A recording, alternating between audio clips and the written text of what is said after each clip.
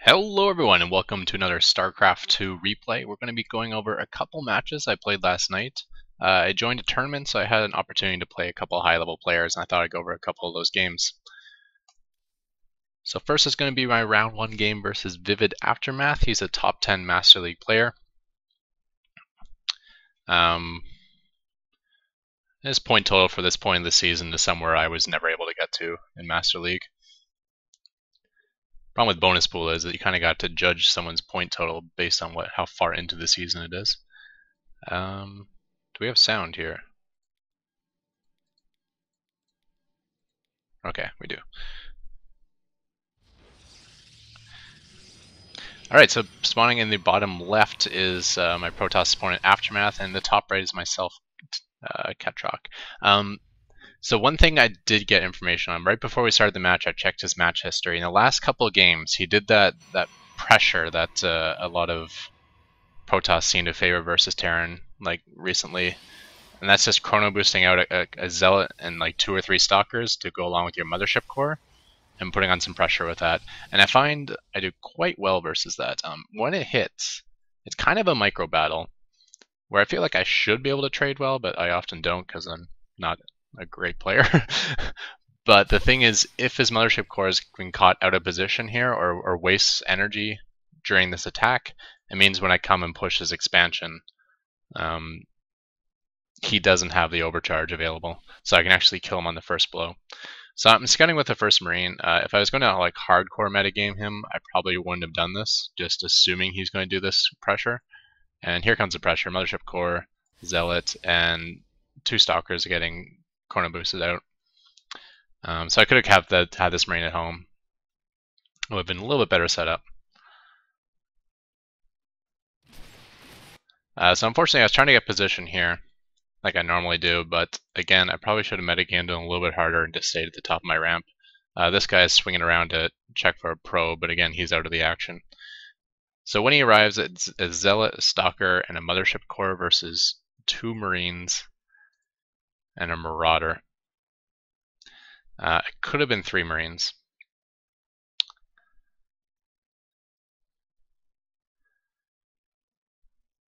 I think the Zealot really poses the issue, because without the Zealot, it's pretty easy, right? You put the Marauder on the Stalker, you put the Marines on the Mothership Core, and you just hope everything turns out. Or you put everything on the Stalker, and then finish off the Mothership Core afterwards. But if you put everything on the Stalker first, it'll kill the Stalker quickly, but the Mothership Core might get enough time to cut down your Marine count to the point where you can't actually kill the Mothership Core and you can push you back. But we'll see how this works out here. He's going to force me to the top of the ramp, trying to kite this Zealot, using this Marine on low ground to get some extra hits in. 2 more Marines have popped out. Now it's 4 Marines and a Marauder. Using the Time Warp to keep the Marauder from killing the Stalker, and then he has overwhelming numbers now. His next Stalker's arrived. I had my next wave of units come out, as well as a Marine from behind, which I didn't actually notice was there, but at least he's getting some shots in. Unfortunately not killing anything, and with that Time Warp he's able to get out for free. Looks like he's going to detour his Mothership Core a bit, try to drag me up there. I'm not going to follow, I'm just going to go straight for his base, and I'm going to be pulling SCVs as well. Units last time, you can see I lost $100 more than he did.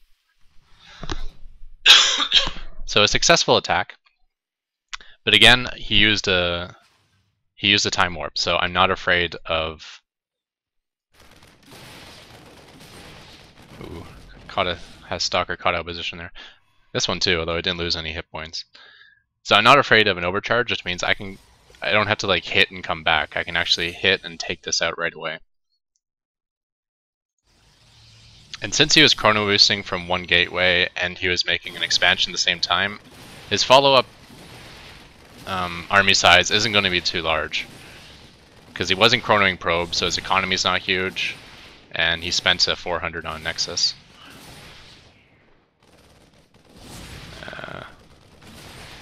Let 1 probe get away.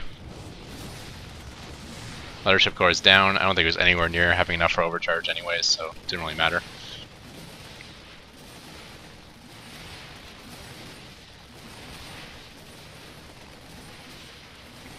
Just keeping the SCVs in the front. And it's down. I'm going to head home and I assume leave a Marine to scout. Yep, there we go.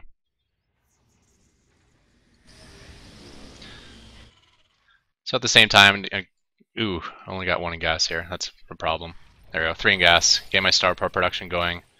An engineering bay, which I think I cancel and remake because I trapped a Marauder. I mean, I could have lifted the barracks to get it out, but then just the next unit's going to be trapped anyway, so. He has expanded again. I kind of spotted it. I moved out a little bit late though.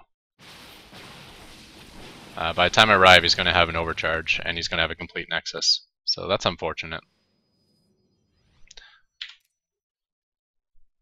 But units lasting see I'm ahead by about 650, and army size is in my favor as well. So there's the overcharge. He does trap a Marauder and pick it off. I think I get a Zealot in return. So 1 for 1, and this white ring. It's nice that you can actually see this ring. Like, I don't even have to have vision on the Nexus, but they still show this ring to me. So I know exactly where I can stand and where I can't. You can actually go inside that ring because he doesn't have vision beyond that. Now that the overcharge is done, pretty clear stomp. So just kind of compounding my victory from the beginning. I really like facing that early pressure. It's such a popular build that the Koreans use and whatnot, but against what I do, it's not very good. His observer, which was seeing all my troop movements, just suicided, so that's good for me.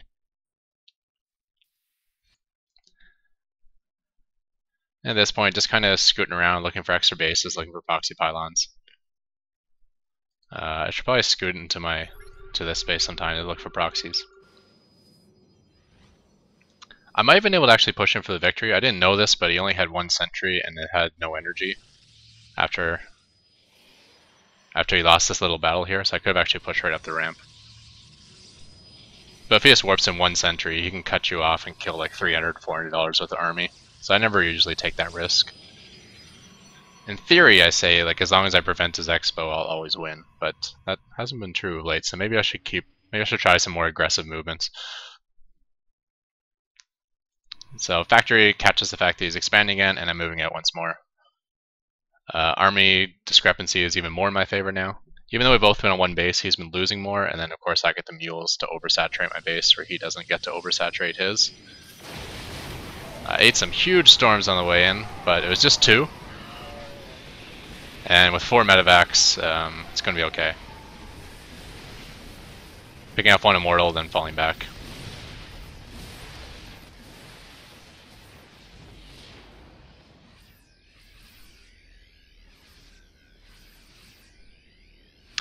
Now that I know I'm against Storm, I think I scanned too to find out I was against Storm. Let me just check my vision here. Yeah, I did. I'm adding Ghosts, but I'm not wanting to fall back again. So keeping your army as a containment here, obviously he has to run down this little ramp, and I don't have to run up this ramp, so it makes me less vulnerable to Storm. It looks like I'm going to try to snipe a Templar here. I was able to do that. The downside to keeping this sort of containment is it leaves you a lot weaker at home. So if anything tries to run straight in, I got that covered, but any sort of like blink stalkers, or if he had a proxy pylon on the map, if he does like a large zealot warp in, like 8 zealots, he can like come and deal a lot of damage. And any sort of warp prism play is going to be a problem for me.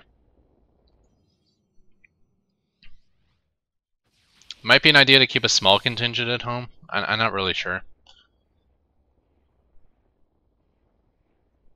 I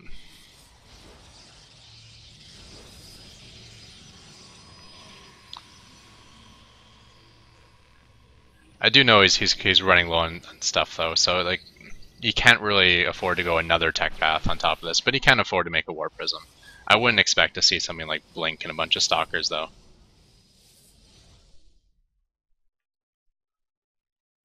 So he's going for the expand. Probably doesn't know I have this huge concave. Now he does. Would have been nice if he actually placed the Nexus before he died.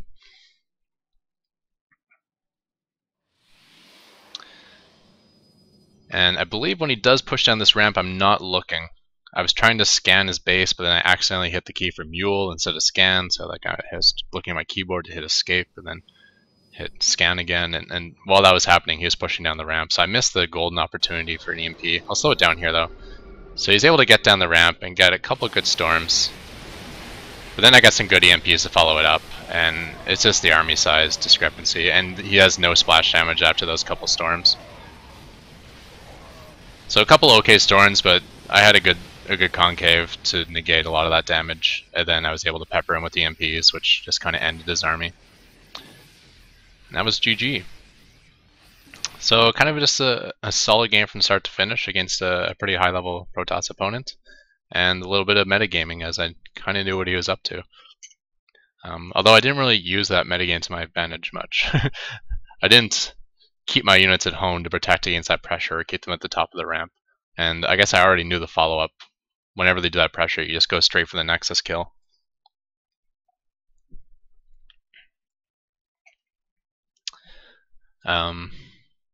Yeah, so that was one game I wanted to look at.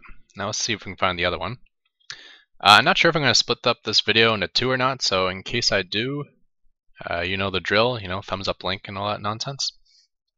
So, yes. So this was against a Terran opponent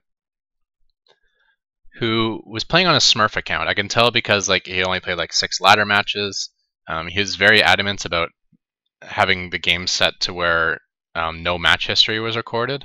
I guess that's an option. I didn't know that was an option in custom games because he didn't want his builds to be known. And he has about 260 APM. And that's not just like early game spam, that's like 260 average. So I don't know much about him, but he's seems really good just based on those facts alone. However, we are going to get up into a good spot, like a position this game I really like to be in. And even though we're going up against mech, I'm not going to be facing like Hellbats, which is like the thing I hate the most, and I'm not even going to be facing Thors. So the fact that he's going mech, it's okay, because it's just kind of Hellion tank, which isn't a whole lot different than just Marine tank.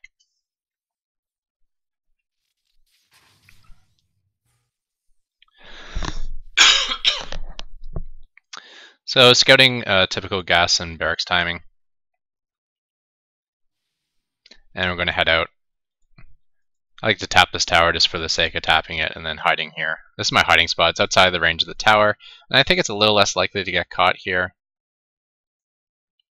by a Marine if the Marine travels through this base. He may not see me, and if he does see me, if he shoots at the SCV can get away, like just how it's positioned if it's shot from up here. Reaper scout on the way. I kind of have that positioned and able to shut that down. So whenever I kill a Reaper, typically I go up to like 5 Marines. I keep 2 in the secondary jump up spot and 3 in the main jump up spot. I don't think you can actually jump up this way anymore though. But it's still good to have something covering the ramp because I like to poke at the ramp too. But I stop at 4 Marines if I ever kill the first Reaper. So I do my typical build where I went, you know, wall off, command center, double gas, engineering bay, and then straight into high sec auto tracking. I did scout his expansion, yes, and when I scout that Terran's taking a quick expo, I always take a quick third. And I always build it in the spot, like in place. It seems risky, but in terms of like a large attack, it'll be prepared in time as a PF and whatnot. And in terms of like just a poke coming and just killing this SCV or clearing out like your Hellions running in here like early on, I don't feel like this is somewhere that your opponent will actually check. No one expects you to build a third this early in the game in position. So where I could expect a poke coming at this base, which is why I get the early bunker, I feel like I'm safe over here. Transferring out some workers over there while I can. You don't want to do it much later because if he ever sees workers transferring that way as he's arriving, he'll be very suspicious. And as this PF completes, I'll be losing this bunker. So just starting my starport tech, got the turret ring going, going to do the bunker on the high ground. continuing the turret ring this way and this way. Ideally, it'd be nice to have like a turret here, so like between this one and this one, you get good coverage. But with the ramp being positioned the way it is, it's hard to build any turrets in like this zone and not just have it die. So this is a little bit more protected, but it means there's kind of this gap in the middle. But this is where I like to hang out with my Ravens. So he's coming across the map, Widowmine, a bunch of Hellions, Viking, and actually a Raven. Interesting little poke. I wonder what the Raven's typically for. I'm not sure. I think I opened with a Banshee the previous game we played, so maybe it's to deal with Cloak. He does scan and sees my SCV transfer, and he's able to kill probably like 4 of the 6 SCVs I transferred there. Yeah, 4 of them. It's a nice little game for him. He took a couple pot shots from the PF though. Able to get down 3 auto turrets here, which is kind of annoying. I'm going to send my own Ravens over there to deal with it. And hopefully if he's not looking, I can do the focus fire. He's doing focus fire as well, but I guess I got mine set up first. His Vikings do come and intercept me. They find that gap between the missile turrets and even chase me into the back of my base, which is interesting. You don't see that very often.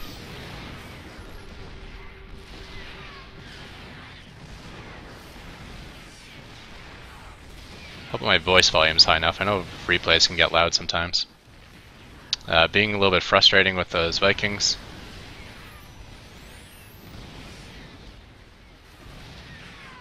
Do have range on the PF, so the PF's outranged the Vikings' touch. Lost a ton of SCVs there. What he's doing is he's scanning the far side.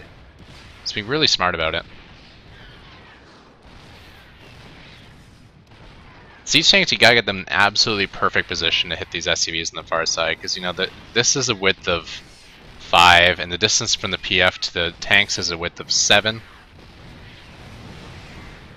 And then they have to stand one outside of that, so that's 8. So it's actually 13 range between the far side of my PF and the siege tanks. So I think ideally a siege tank set up here trying to kill directly on the far side is impossible, but kind of like up on this angle against like this angle, you can do it. If you don't have high-sec auto tracking, then it's a lot easier for the tanks to get in range.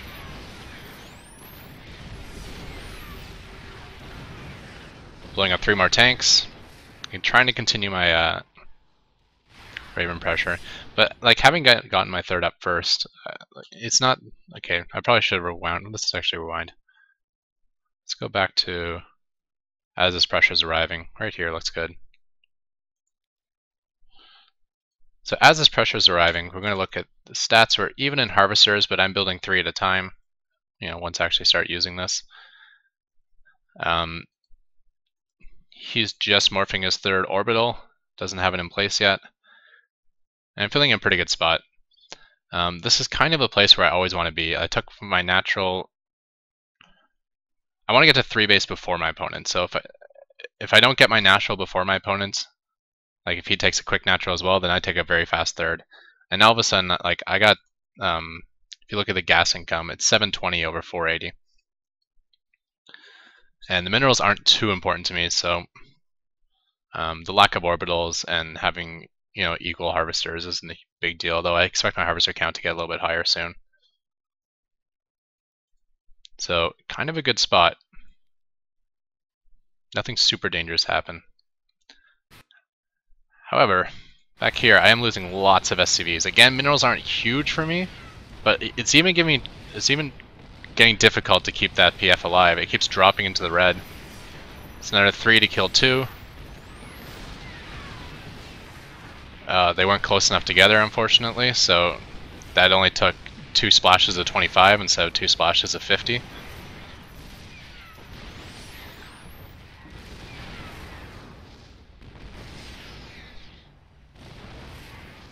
you see, he's been really smart about the tanks, not only trying to focus fire the SCVs as often as possible, but also killing off like my turrets I had in the front. I had like a turret here or something. That allows him to sit his Vikings in the spot where he can see my SCVs on the far side. And look at those SCVs just getting slaughtered and eventually going down. And if you look right now, I've actually lost 59 workers going into that spot. And without that PF and his troops just streaming across the map, I'm going to be in a really rough spot. Trying to set up expos, but at this point it doesn't really matter because I'm losing my main. Brought some SCVs to front, tried to use the bunker to survive, but if I can't survive with a PF, bunker's not going to work either.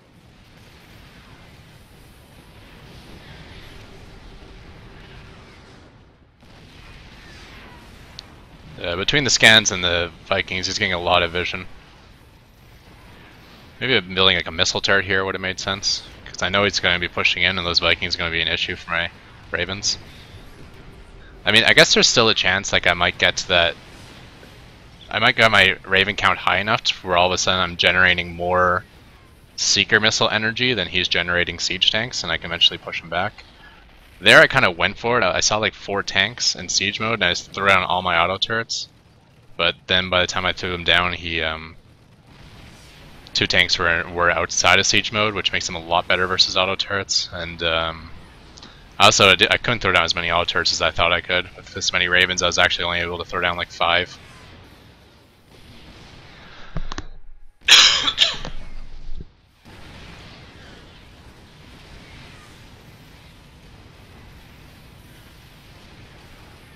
So again, not, taking out a couple siege tanks, maybe 3. Yeah, eventually. So falling back, trying to get some coverage, but again, they're just funneling in, just more and more and more, up to 4 tanks again. I think I've been in the spot before where I've lost this PF right at the point where my Ravens start to overwhelm, and it's okay, but my Ravens never really overwhelmed his production. He got his 3rd and 4th base mining. He's actually just kind of expanding all over the map now. He feels like so far ahead, which is the correct thing to do, because there's no way I'm being offensive anytime soon. And yeah, there's a GG. A little overdue. Well, maybe it wasn't. But yeah, now it's definitely time now. If I could ever just stem the tide of these siege tanks. And I guess let's go to the point where I lost my PF.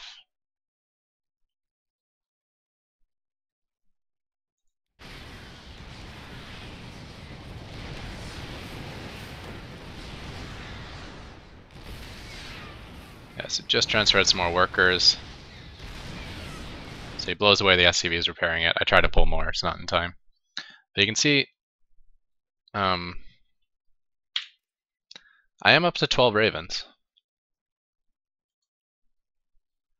Hope I don't have any idle ones. Are they all here? Yeah, that's 12. Right, so I'm getting close to the point where I can start taking over, but just the fact that he kept taking down my missile turrets and kept just murdering all these SCVs trying to repair, which is so hard to do. It means you gotta get these tanks basically in the perfect position. It kind of helps a touch that these ones can kind of hang out on the north side, so it can kill the other SCVs that are kind of on the north side. But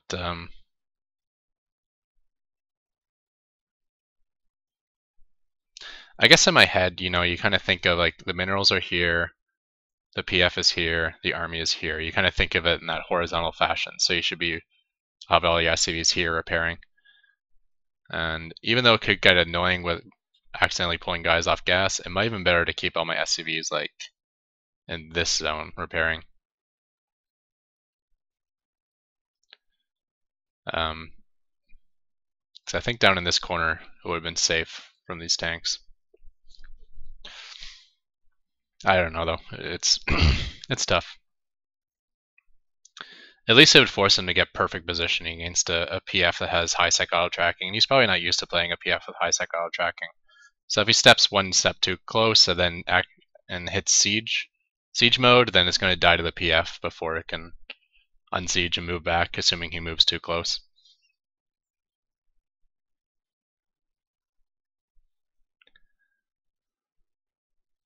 Yeah, I mean 8 tanks on the board, 12 Ravens. It's looking close, right?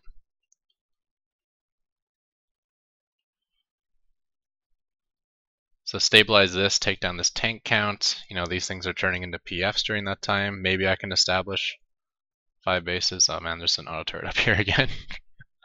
That's annoying. Where's this Raven? Is it still alive? No.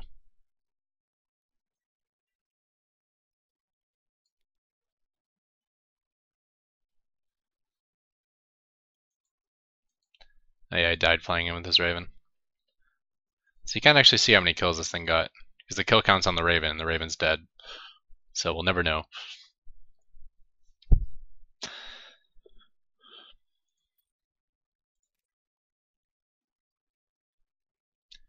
Did I say 260 APM?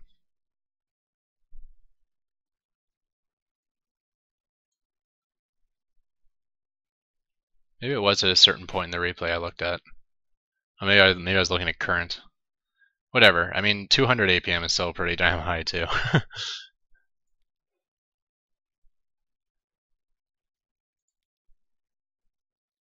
He's consistently at like 180, 190.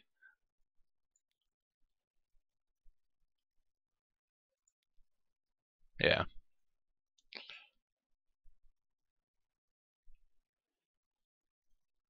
Okay. So those are the two matches I thought were the most interesting from the tournament. There's a little bit of drama in the tournament too, where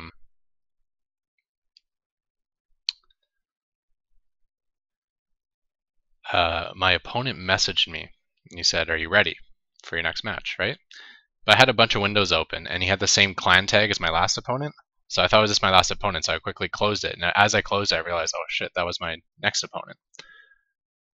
So I went to message him back, but he wasn't in the tournament chat channel, so I couldn't find him there. On the tournament site, he listed the wrong character code, so I couldn't add him. So I had no way to speak to this guy.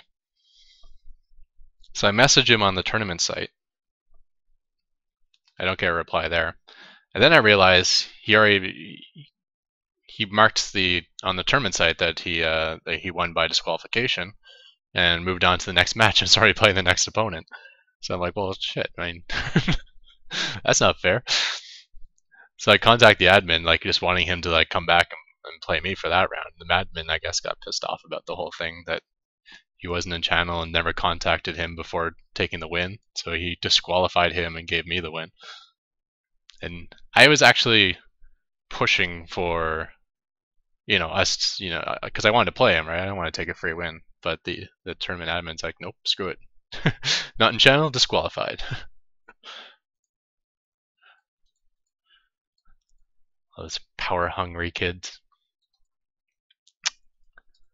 So that's how I broke through round 2. And this is my round 3 opponent, and this is where I lost. So with that, anyways, we'll call it the end of this video. Thank you guys for tuning in. Check the description for a thumbs up link, and I'm out of here. Goodbye.